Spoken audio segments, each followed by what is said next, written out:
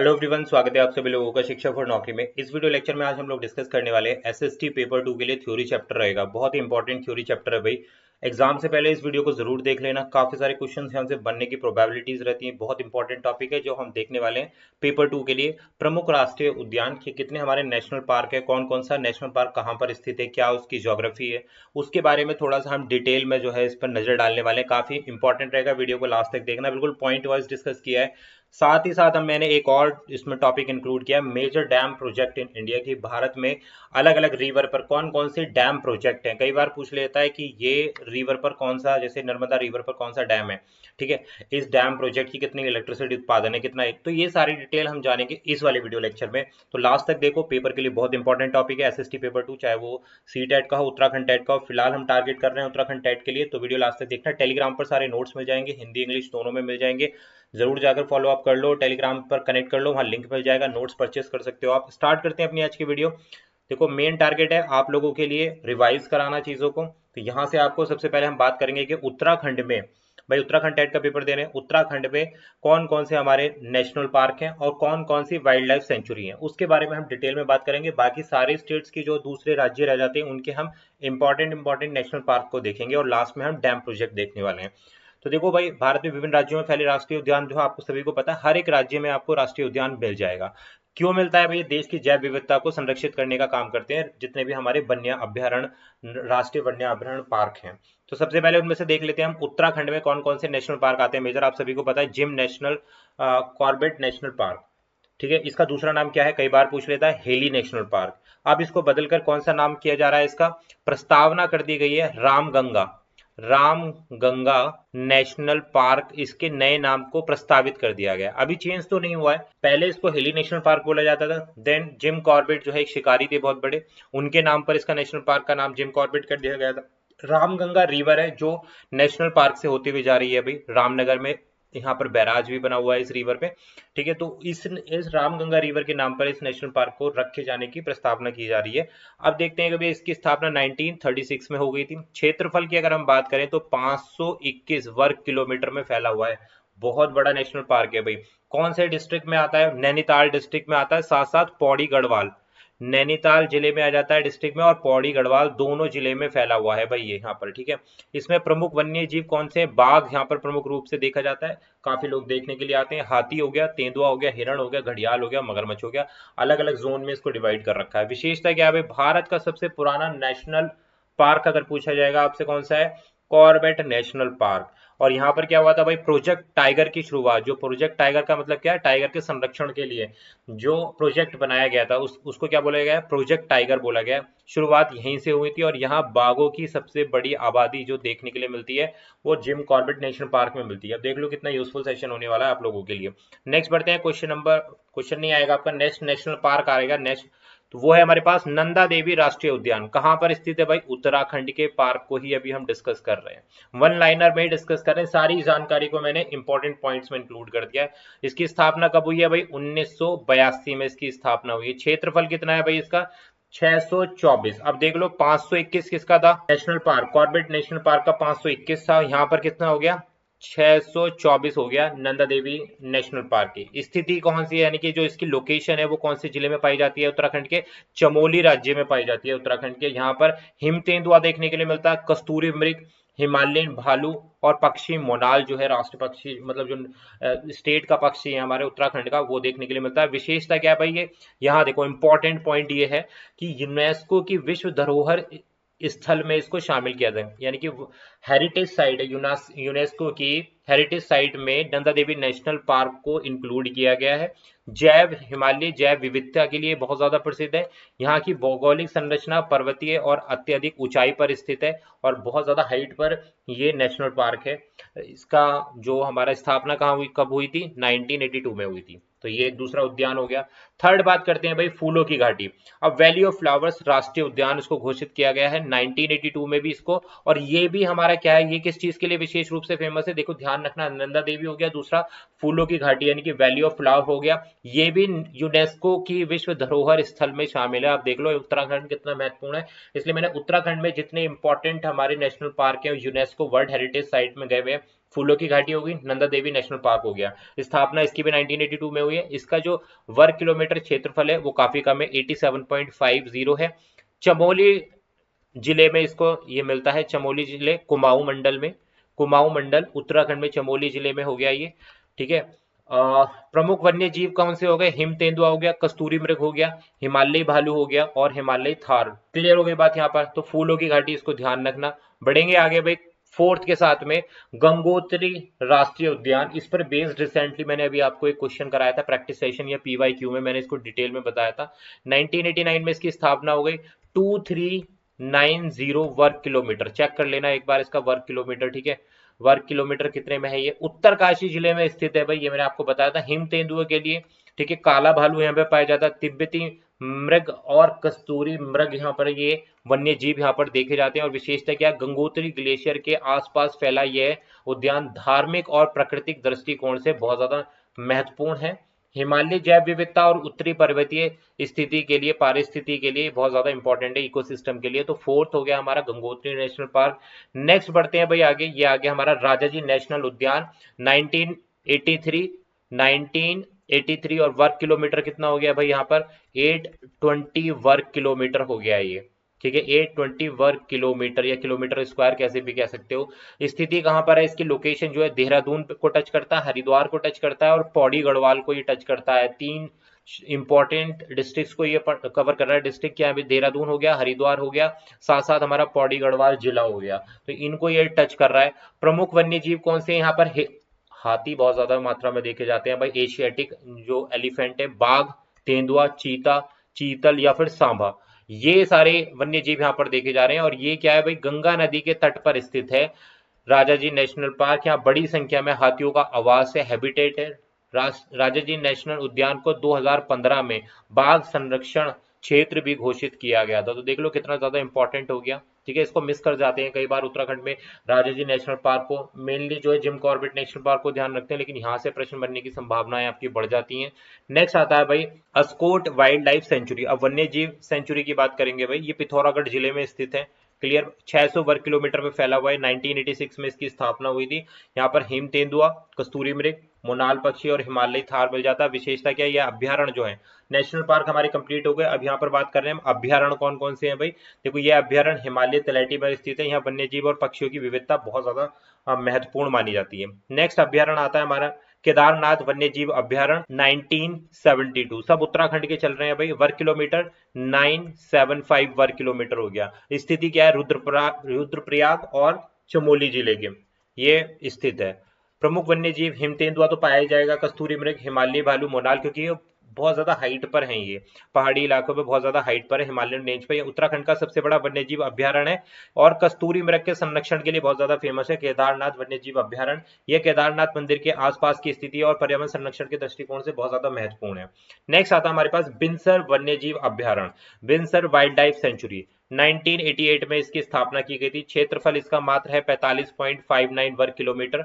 अल्मोड़ा जिले के अंतर्गत ये आता है और प्रमुख जीव यहाँ पर तेंदुआ देखा जाता है, गोरल, चीता, बारासिंगा और भालू यहाँ पर देखे जाता है। और इसकी विशेषता है कि बिनसर वन्य जीव अभ्यारण्य जो है हरे भरे जंगलों और ऊंचे पहाड़ों के बीच स्थित है। ये वनस्पति और जितने भी पक्षियां हैं, जितने भी पक्षियों के लिए, विभिन्न प्रजातियों के लिए बहुत ज्यादा फेमस है।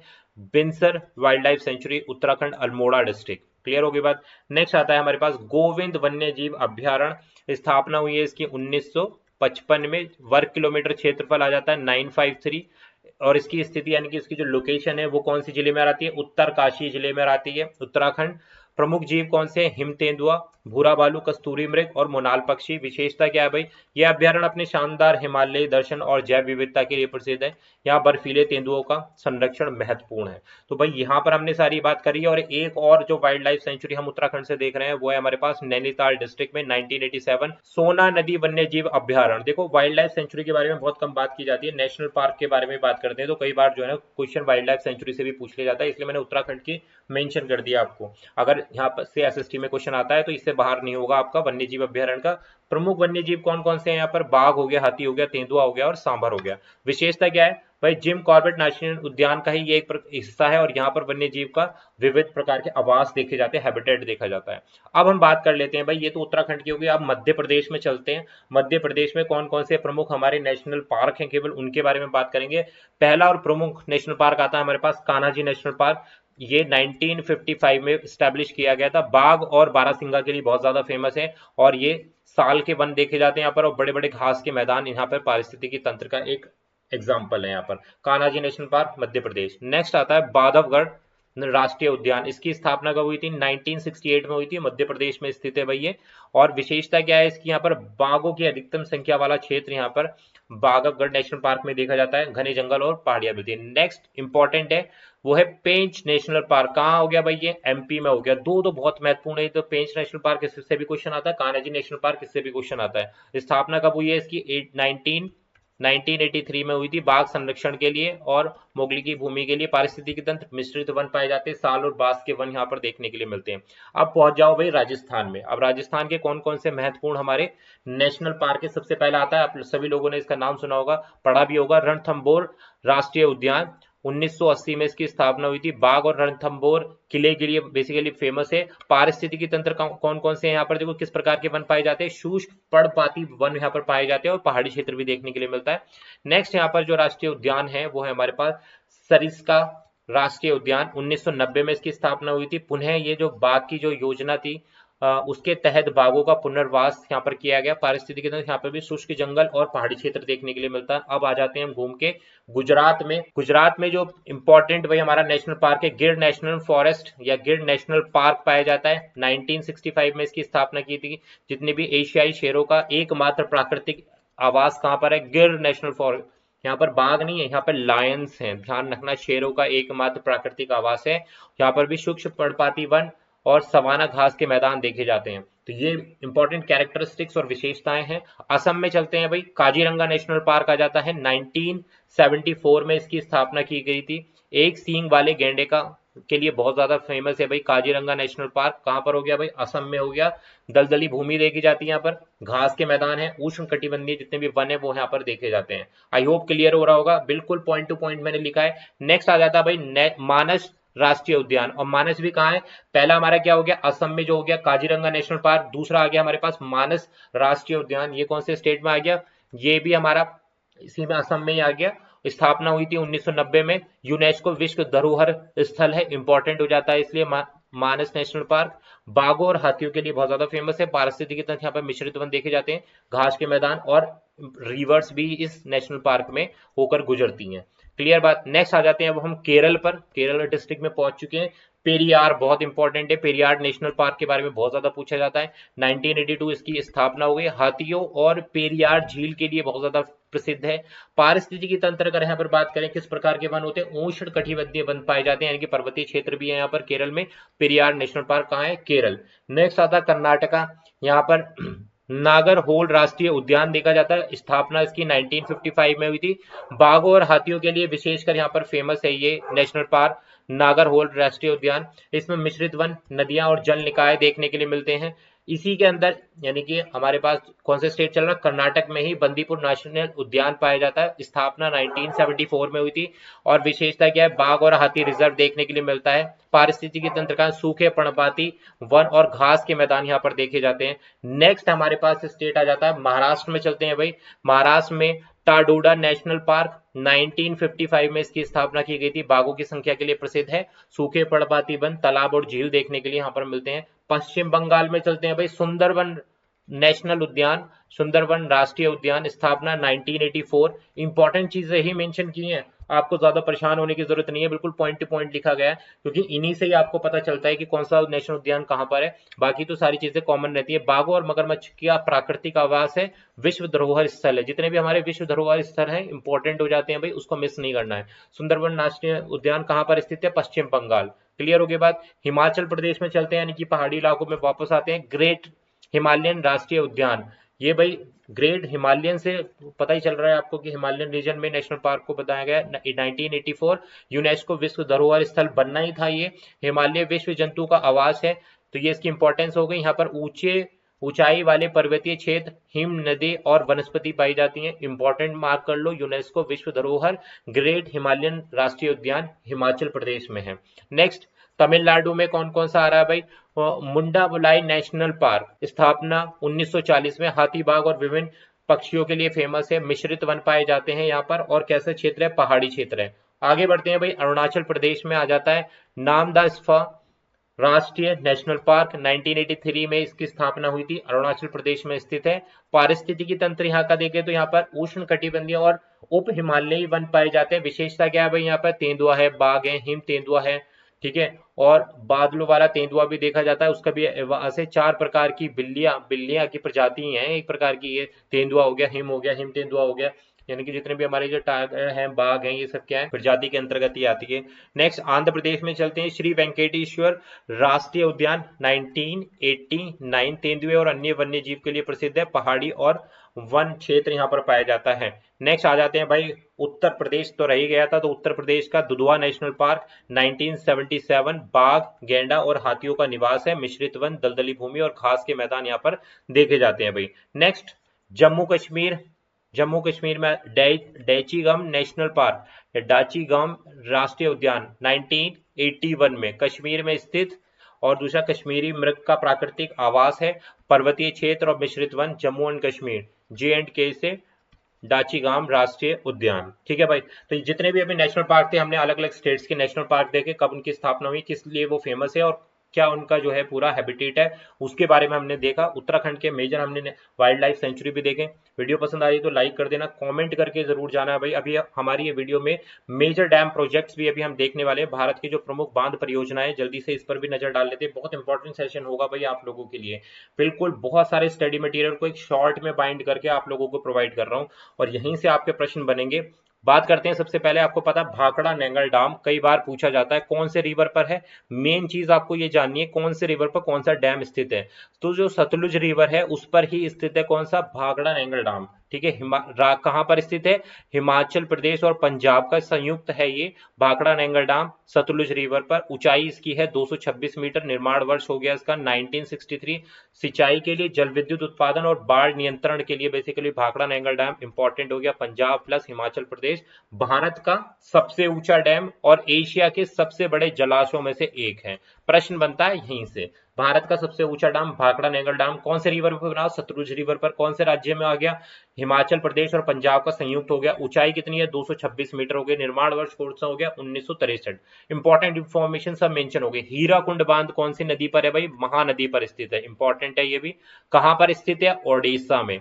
लंबाई कितनी है इसकी? 4.8 किलोमीटर है भाई, देख लो। निर्माण वर्ष 1957। सिंचाई, जल विद्युत उत्पादन और बाढ़ नियंत्रण के लिए दुनिया का सबसे लंबा मिट्टी का बना हुआ बांध कौन सा है भाई? हीराकुंड बांध। सबसे ऊंचा कौन सा हो गया? भाखड़ा नेंगल डैम। सबसे लंबा 4.8 किलोमीटर, कम नहीं होता। सोच के देखो भाई, एक जगह से आप कितनी दूर पहुंच जाओगे 4.8 किलोमीटर ट्रेवल करोगे तो। हीराकुंड बांध महानदी पर स्थित है। नेक्स्ट आता है हमारे पास टिहरी डैम, उत्तराखंड का डैम है भाई, आपको पता है भागीरथी नदी पर बना हुआ है, इंपॉर्टेंट है, कई बार पूछा गया है। राज्य हो गया हमारा उत्तराखंड। 260 मीटर, ठीक है। भारत का सबसे ऊंचा और दुनिया का 5वां सबसे ऊंचा बांध है, इंपॉर्टेंट मार्क कर लो। सबसे ऊंचा और दुनिया का सबसे ऊंचा, 5वां सबसे ऊंचा जो डैम है हमारे पास कौन सा है? उत्तराखंड से आता है, टिहरी डैम। और वर्ष 2006 में इसका जो निर्माण वर्ष पूरा हो गया था। जल विद्युत उत्पादन, सिंचाई, पेयजल आपूर्ति के लिए इस्तेमाल किया जाता है। Sardar Sarovar dam, Narmada river, Gujarat. ऊंचाई कितनी है इसकी? 163 मीटर हो गई। वर्ष 2017 निर्माण वर्ष, चेक करना पड़ेगा, ये चेक करना पड़ेगा, थोड़ा सा यहाँ मिस्टेक लग रही है मुझे। उद्देश्य सिंचाई, जल विद्युत उत्पादन, पेयजल आपूर्ति। और इसकी विशेषता क्या है? यह बांध नर्मदा नदी पर बनने वाला सबसे प्रमुख परियोजना है, जिसका उद्देश्य गुजरात और आंध्र राजस्थान के सूखा क्षेत्र जो था उसकी जल आपूर्ति करना है। निर्माण वर्ष शायद यहाँ पर गलत मेंशन हो गया, एक बार कमेंट करके बता देना। नागार्जुन सागर बांध जो है कहां पर स्थित है? कृष्णा रिवर पर स्थित है। निर्माण वर्ष कौन सा है इसका? 1967। ऊंचाई 124 मीटर। आंध्र प्रदेश और तेलंगाना और कृष्णा रिवर पर बना हुआ है। सिंचाई, जल विद्युत परियोजना उद्देश्य है इसका, और यह भारत का सबसे बड़ा और सबसे ऊंचा पत्थर से बना हुआ बांध है भाई। नेक्स्ट बढ़ते हैं भाई, क्वेश्चन आता है हमारे पास बांध परियोजना में। और 6th डैम इंदिरा सागर बांध, नर्मदा रिवर, मध्य प्रदेश स्टेट में, 92 मीटर की ऊंचाई है। निर्माण वर्ष 2005। सिंचाई जल विद्युत उत्पादन, नर्मदा नदी पर सबसे बड़ा जलाशय है ये, और जो सिंचाई और बिजली उत्पादन में सहायता करता है। राणा प्रताप सागर बांध जो है चंबल नदी पर बना हुआ है, राजस्थान के अंतर्गत। 54 मीटर की ऊंचाई है। 1970 जल विद्युत उत्पादन और सिंचाई के लिए प्रमुख है। चंबल नदी पर बने इस बांध का मुख्य उद्देश्य जो है विद्युत उत्पादन का था। अलग अलग उद्देश्य इसके से ही जो डैम है वो कंस्ट्रक्ट किए जाते हैं। कोई तो भाई पानी की आपूर्ति के लिए, कोई सिंचाई की आपूर्ति के लिए, कोई जल विद्युत उत्पादन के लिए बनाया जाता है। कोयना डैम कहाँ पर है भाई? कोयना रिवर पर है, महाराष्ट्र में। 103 मीटर है। 1963 में इसका निर्माण किया गया था। जल विद्युत उत्पादन के लिए इसका प्रमुख उद्देश्य है। ये बांध मुख्यतः जल विद्युत उत्पादन के लिए प्रयोग में ही आता है, और महाराष्ट्र राज्य की प्रमुख विद्युत परियोजना यहीं से चलती है। कृष्णराज सागर बांध कावेरी रिवर पर कर्नाटक में राज्य में स्थित है। ऊंचाई इसकी 93 मीटर्स और 1931 में इसका निर्माण वर्ष है। ये सिंचाई और जल आपूर्ति के लिए बांध मैसूर मांडा जिलों की सिंचाई जल आपूर्ति का मुख्य स्रोत जो है कृष्णराज सागर बांध है, कर्नाटक में स्थित है। नेक्स्ट आता है मैथुर डैम, कावेरी रिवर, और राज्य है हमारा तमिलनाडु। 65 मीटर्स, निर्माण वर्ष आता है 1934। उद्देश्य क्या है यहाँ पर? सिंचाई और जल विद्युत उत्पादन। यह तमिलनाडु की प्रमुख सिंचाई परियोजना, और इसके जल से कृषि को सींचा जाता है भाई। हर्षुल डैम देखते हैं भाई, गोदावरी रिवर पर बना है, और स्टेट आता है हमारे पास महाराष्ट्र। सिंचाई जल आपूर्ति के लिए इंपॉर्टेंट हो जाता है हर्षुल डैम। गोदावरी नदी पर बना ये बांध प्रमुख सिंचाई और जल आपूर्ति का एक मेजर स्रोत है। फरक्का बांध आता है, गंगा रिवर पर बना है, पश्चिम बंगाल। नदी का प्रवाह नियंत्रित करना, बांग्लादेश और भारत के बीच में जल वितरण होता है फरक्का डैम के थ्रू, गंगा रिवर पर बना हुआ है। यह बांध गंगा रिवर के प्रवाह को नियंत्रित करना, हुगली नदी को जल आपूर्ति करने के लिए बनाया गया था फरक्का डैम। तो ये हो गए भाई हमारे मेजर जितने भी हमारे डैम्स थे वो हमने देख लिए। साथ साथ नेशनल पार्क और वाइल्ड लाइफ सेंचुरी हमने उत्तराखंड की देख ली। वीडियो पसंद आ गया हो तो लाइक कर देना, चैनल पे नए हो तो सब्सक्राइब कर देना। कुछ अगर इन्फॉर्मेशन में अगर इधर उधर अपडेट हो तो कमेंट कर देना, उसको रेक्टिफाई भी कर देंगे। ये वाला जो पीडीएफ है वो मैं टेलीग्राम पर ड्रॉप कर दूंगा नोट्स वाले सेक्शन में। जिन लोगों ने भी परचेज नहीं किए परचेज कर लो, रिवाइज कर लो। Thank you for watching. जितने भी वीडियो लेक्चर्स हैं सब देख डालो। All the best for your examination. Thank you for watching.